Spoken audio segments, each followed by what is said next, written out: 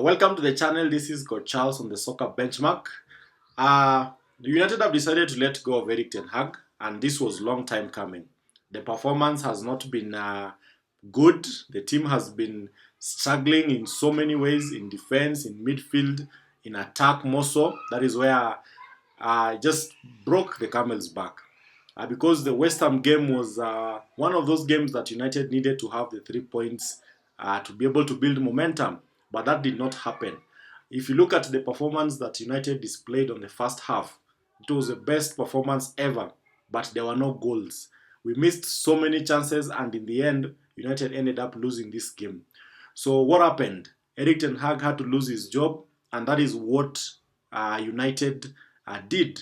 So before we continue, I need you to subscribe to the channel. This is the moment. Click on that subscribe button because there's so much information that we are going to bring across over the coming days as these Ten Hag sacking news develop. However, 5 things that we saw in the Manchester United against West Ham game. Number 1, the best first half ever without goals. United dominated West Ham for long periods of time. In the first half, United basically was on top. We had chance after chance after chance, but United did not score.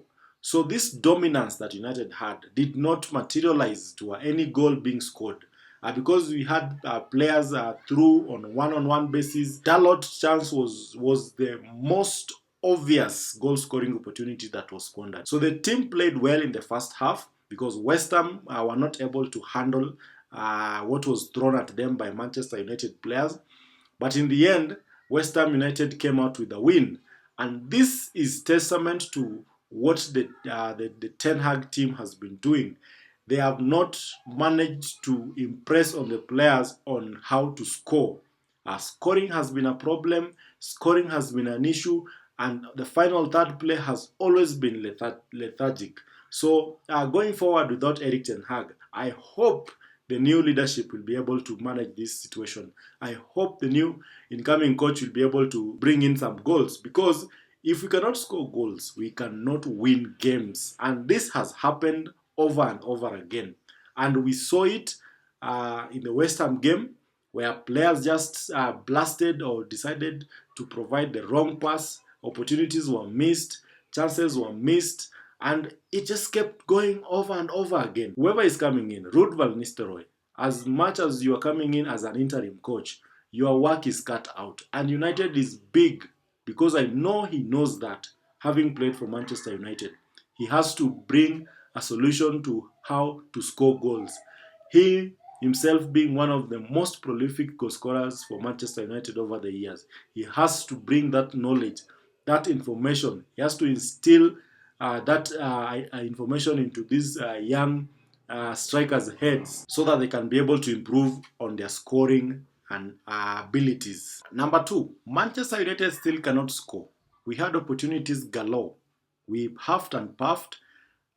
We missed chances that are gilt-edge chances. Chances that any other person will have scored, but we missed them. So this is a problem that the new team that is going to take over, the Ruud Van Nistelrooy and his coaching staff, need to solve. And this is very relevant with the first point, because we had the lion's share of the game. We played so well in the first half, but then it never happened. The goals never came in. And that did cost us the game. Number 3, why the hell was Ugarte signed?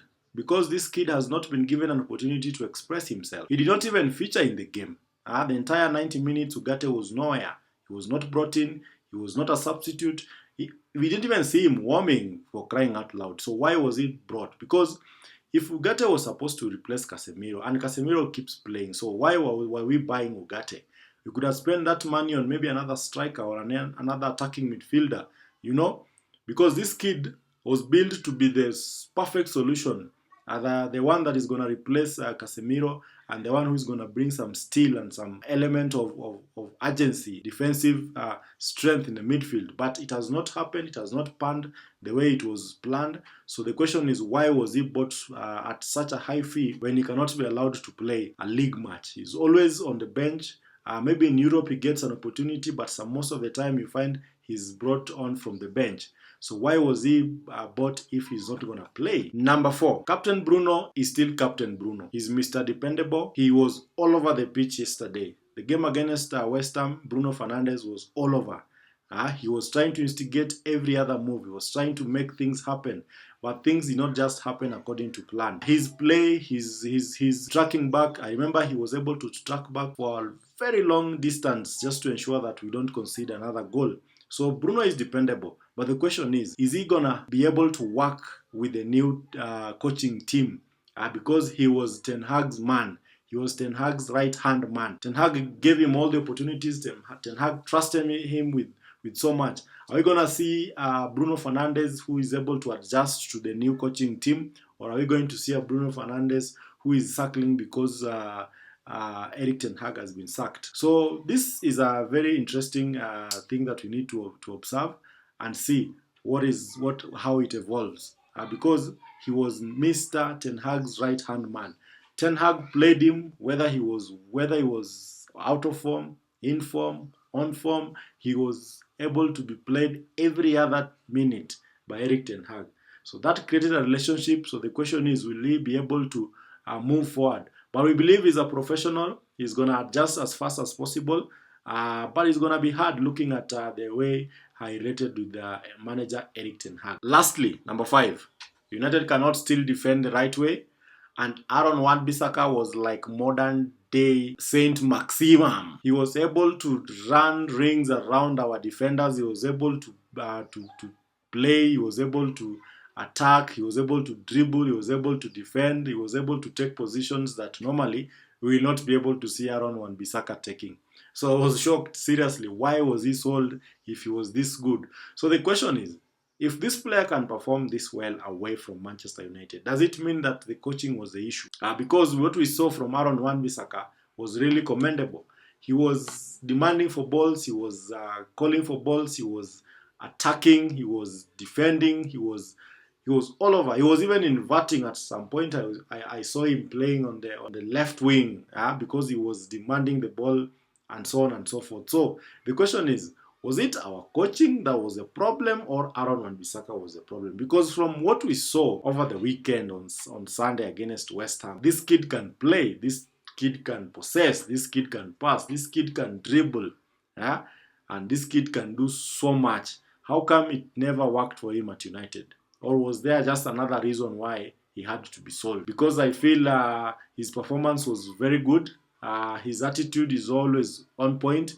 He's a guy who doesn't say much. So what really was the reason why Aaron Wan-Bissaka was sold? Because if we needed a backup for a defender, he's a perfect backup. Because when he comes in, the Spider-Man does not allow anything to past him.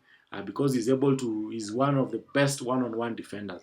His play just amazed me, and it begged the question, why did we sell Aaron Wan-Bissaka? Thank you for watching. This is Coach Charles on the Soccer Benchmark.